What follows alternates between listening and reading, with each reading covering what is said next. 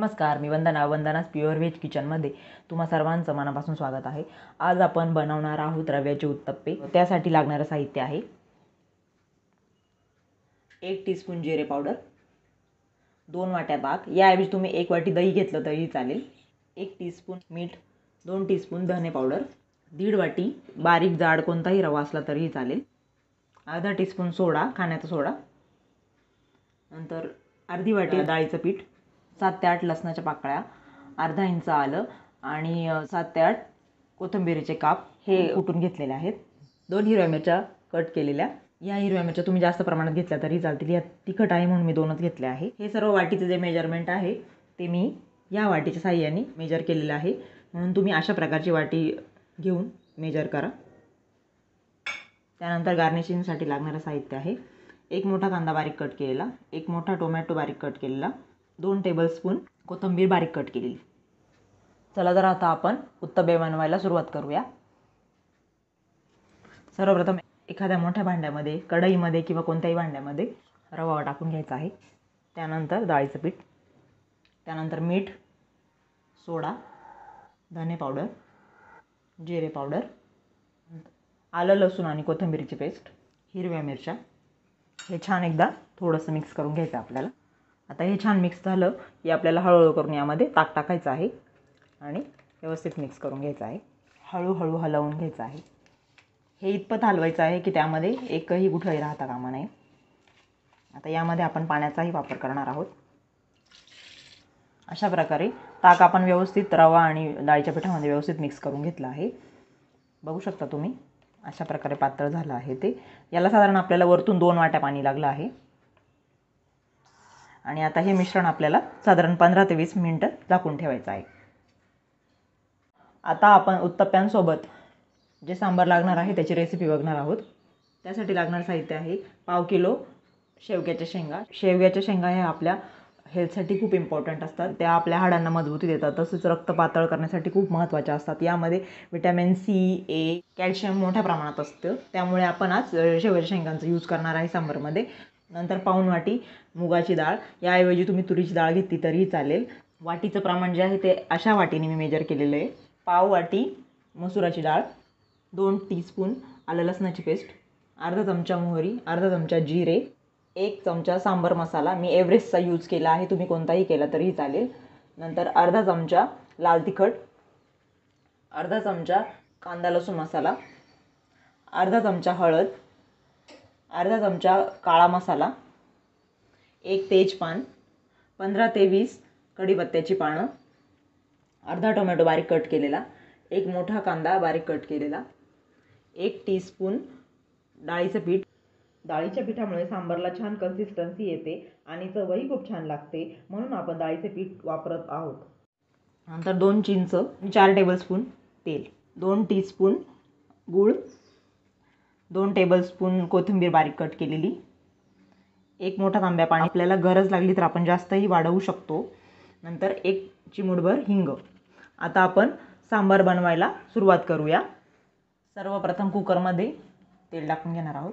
त्यानंतर तेल थोडं तापलं की गॅस कमी करायचा आहे आणि मोहरी, जिरे, कांदा, मीठ साधारण 1 चमचा, नंतर यातच तेजपान, नंतर टोमॅटो। कांदा हलकासा ब्राऊन झाल्यानंतर आपल्याला टोमॅटो टाकायचा आहे।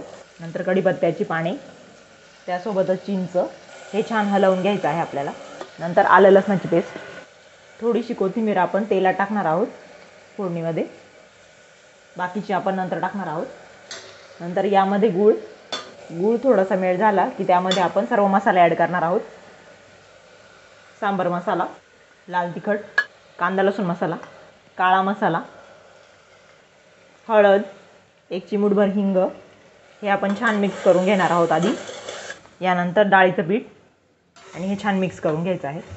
आता डाळीचं पीठ छान तळत आलं की त्यामध्ये आपल्याला शेवग्याच्या शेंगा टाकायच्या आहेत।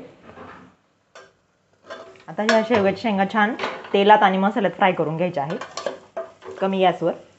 तोपर्यंत हे 1 तांब्यावर जे पाणी आहे ते आपल्याला गरम होत ठेवायचं आहे। हे सांबार बनवायला सुरुवात करण्याच्या आधी ठेवलं तरीही चालेल। आता तुम्ही बघू शकता शेंगा छान आपल्या तेलात परतले आहे, तेल सुटलंय त्याला. या स्टेजला आपल्याला यामध्ये दोन्ही डाळी टाकायच्या आहेत. डाळी या स्वच्छ धुवून घेतल्या होत्या मी. मसुराची डाळ, या 2 डाळी ॲसिडिटीवाल्यांसाठी बेस्ट ऑप्शन आहे. तुरीच्या डाळीने लोकांना ॲसिडिटी होते, म्हणून मी या 2 डाळींचा यूज करून सांबार बनवण्याचा प्रयत्न केला आहे. आता हे छान आपल्याला हलवून घ्यायचं आहे. या डाळी पण छान आपल्याला तेलात छान परतून घ्यायच्या आहे. आता डाळी छान परतून झाल्या आहे, बघू शकता तुम्ही. हे बघा, पूर्ण डाळीला तेल जे आहे ते कव्हरअप झालेलं आहे. हे बघा. आता या स्टेजला आपल्याला यामध्ये गरम पाणी टाकायचं आहे. पाणी साधारण आपण 1 तांब्या गरम करून घेतलेलं होतं. तुम्हाला हवं असेल तर जास्त पाणी टाकलं तरी चालेल. आता पाणी टाकून हे मस्त हलवून घ्यायचं आहे.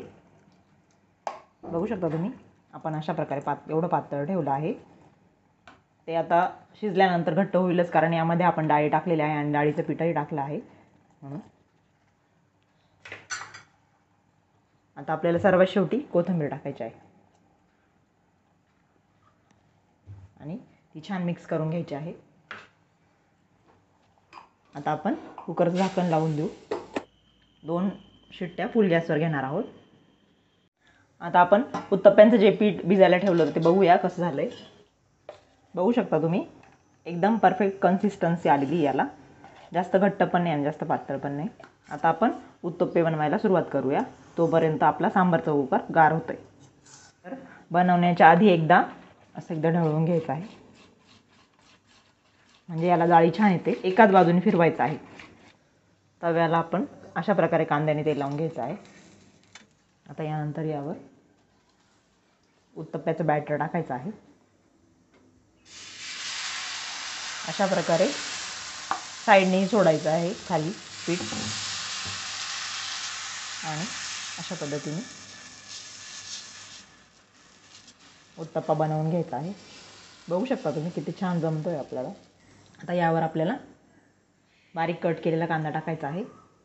गॅस कमी ठेवायचा आहे. आता नंतर टोमॅटो बारीक कट केलेला, यानंतर कोथिंबीर बारीक कट केलेली आणि हे छान आपल्याला उलटणीच्या साहाय्याने असं प्रेस करून घ्यायचं आहे त्याच्या आपल्या उत्तप्प्यावर. आणि तव्यावर उत्तप्प्याच्या साईडने थोडं थोडं तेल टाकायचं आहे आपल्याला आणि यावर छान आपल्याला झाकण ठेवायचं आहे. आता गॅस थोडासा मीडियम करायचा आहे. मीडियम टू लो फ्लेमवर बनवायचे आहे आपल्याला उत्तप्पे. आता आपण उत्तप्पा जो आहे तो खालच्या बाजूने काढून घेऊया. बघू शकता तुम्ही किती इझिली निघतो. रवा असल्यामुळे उत्तप्पा हा खूप पटकन निघतो. आता गॅस मीडियम टू लो ठेवायचा आहे. आता उत्तप्पा एकदा उलटा केल्यानंतर थोडंसं तेल साईडने सोडायचं आहे, म्हणजे उत्तप्पा जो आहे तो खमंग लागतो. आता गॅस कमी करायचा आहे आणि पुन्हा एकदा दाबून भाजून घ्यायचा आहे आणि एकदा उलटणीच्या साहाय्याने उलटा करायचा आहे. आता परत एकदा गॅस कमी करायचा आहे आणि कांद्याने तेल लावून घ्यायचं आहे.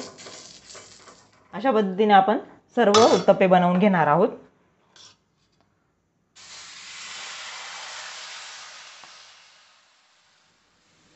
आता हा उत्तप्पा एकदा उलटून घ्यायचा आहे. तुम्ही बघू शकता उत्तप्प्याला किती छान जाळी आली आहे. एकदम जाळीदार आणि एकदम मऊ होता. लहान मुलांना हे उत्तप्पे खूप आवडतात. तुम्ही नक्की बनवा. माझ्या लहान मुलाला खूप आवडतं त्यामुळे तो 2-3 दिवसांनी बनवायलाच लावतो. खूप छान होतात. सांबारसोबत हे उत्तप्पे खूप छान लागतात. आता आपण सर्व करून घेऊ. आता आपण सांबार कसं झालं आहे ते बघू. 2 शिट्ट्यानंतर बघू शकता तुम्ही, एकदम परफेक्ट कन्सिस्टन्सी आलेली आहे. जास्त पातळ पण नाही आणि जास्त घट्ट पण नाही. आणि टेस्ट तर याची खूप छान लागते. खूप छान वास येतोय. हा हा हा वा. आता हे आपल्याला एका बाउलमध्ये सर्व करून घ्यायचं आहे. अशा पद्धतीने खूप छान आणि एकदम टेम्पटिंग रेसिपी तयार होते. तुम्ही ही घरी रेसिपी नक्की ट्राय करा आणि मला सांगा कमेंटमध्ये कशी झाली ही रेसिपी. आणि हे सांबार जे आहे तुम्ही ते नुसतं पिऊ शकता, इतकं छान लागतं. रेसिपी आवडल्यास चॅनल लाईक, शेअर आणि सबस्क्राईब नक्की करा. Thank you so much for watching my video.